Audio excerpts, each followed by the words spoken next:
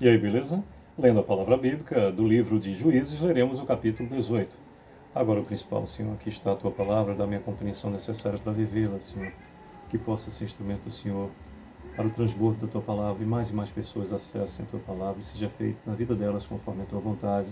Desde já te agradecemos em nome do Senhor, em nome do Teu Filho unigênito, nosso Senhor e Salvador. Bem, temos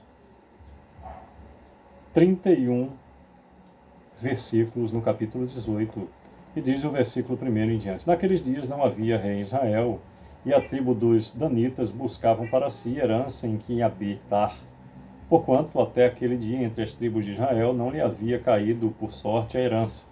Enviaram os filhos de Dan, 5 homens dentre todos os da sua tribo, homens valentes, de Zorá e de Estaol, a espiar e explorar a terra, e lhes disseram: Ide, explorai a terra.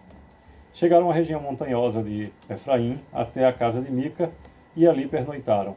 Estando eles juntos da casa de Mica, reconheceram a voz do moço, do levita. Chegaram-se para lá e lhe disseram: Quem te trouxe para aqui?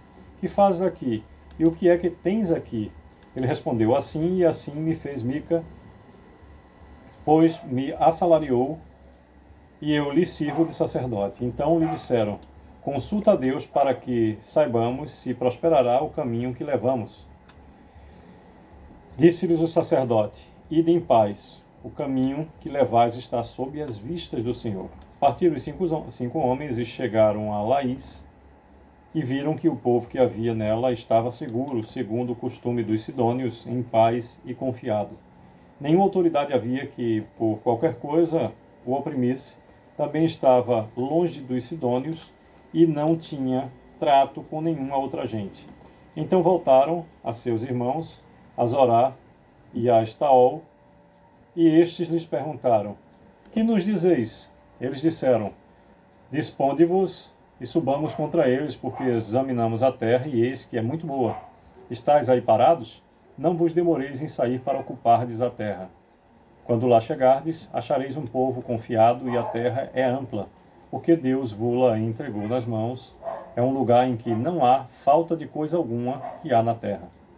Então partiram dali, da tribo dos danitas, de Zorá e de Estaol, 600 homens armados e suas armas de guerra.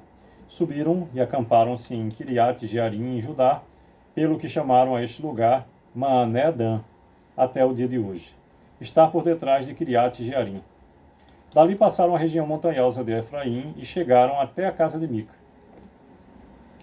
Os 5 homens que foram espiar a terra de Laís disseram a seus irmãos: Sabeis vós que naquelas casas há uma estola sacerdotal e ídolos do lar, e uma imagem de escultura e uma de fundição? Vede, pois, o que haveis de fazer. Então foram para lá, chegaram à casa do moço, o levita, em casa de Mica, e o saudaram. Os 600 homens que eram dos filhos de Dan, armados de suas armas de guerra, ficaram à entrada da porta.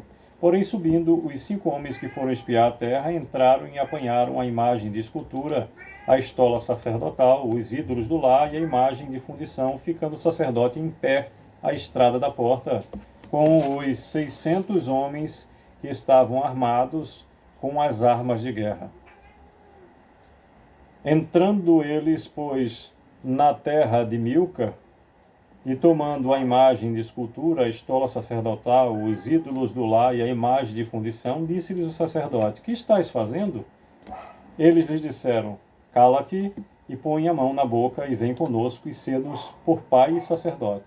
Ser-te-á melhor seres sacerdote da casa de um só homem do que seres sacerdote de uma tribo e de uma família em Israel? Então se alegrou o coração do sacerdote, tomou a estola sacerdotal, os ídolos do lar e a imagem de escultura e entrou no meio do povo. Assim viraram, e tendo posto diante de si os meninos, o gado e os seus bens, partiram. Estando lá longe da casa de Mica, reuniram-se os homens que estavam nas casas junto à dele, e alcançaram os filhos de Dan. E clamaram após eles, os quais, voltando-se, disseram a Mica: Que tens que convocaste esse povo? Respondeu-lhes: Os deuses que eu fiz me tomastes, e também o sacerdote, e vos fostes. Que mais me resta? Como, pois, me perguntais: Que é o que tens? Porém os filhos de Dan lhe disseram: Não nos faças ouvir a tua voz, para que, porventura, homens de ânimo amargoso não se lancem sobre ti, e tu percas a tua vida e a vida dos da tua casa. Assim prosseguiram o seu caminho os filhos de Dan, e Mica, vendo que eram mais fortes do que ele, voltou-se e tornou para sua casa. Levaram eles o que Mica havia feito e o sacerdote que tivera, e chegaram a Laís, a um povo em paz e confiado, e os feriram a fio de espada e queimaram a cidade. Ninguém houve que os livrasse, porquanto estavam longe de Sidom e não tinha trato com ninguém. A cidade estava no vale junto a Bet-Reob.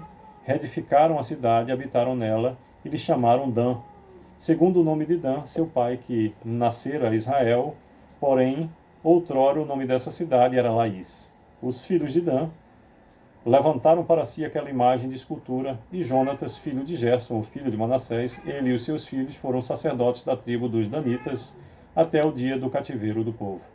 31º e último versículo do capítulo 18 de Juízes nos diz: Assim, pois, a imagem de escultura feita por Mica estabeleceram para si todos os dias que a casa de Deus esteve em Siló. Pois bem, por meio desses 31 versículos, nos fala sobre os danitas buscam herança maior, do versículo 1 ao 13º de Juízes, e do 14º ao 31º, roubada a imagem de Mica e conquistada a cidade de Laís, que depois foi colocado o nome Dan. Mais uma vez, vale a pena a gente observar que o livro de Juízes nos retrata a circunstância de determinado povo em seu tempo, com seus costumes e com a sua antropologia cultural. E se nos revela o Senhor esta fase, conhece os motivos aquele que assim determina.